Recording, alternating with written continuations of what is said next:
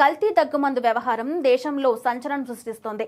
ఈ కల్తీ దగ్గుమందు తీసుకోవడం వలన దేశంలో 12 మంది చిన్నారులు మృత్యువాత పడ్డారు. దీనిపై హెచ్ఆర్సీ సీరియస్ అయ్యింది. మధ్యప్రదేశ్, రాజస్థాన్, ఉత్తరప్రదేశ్ రాష్ట్రాలకు నోటీసులు జారీ చేసింది.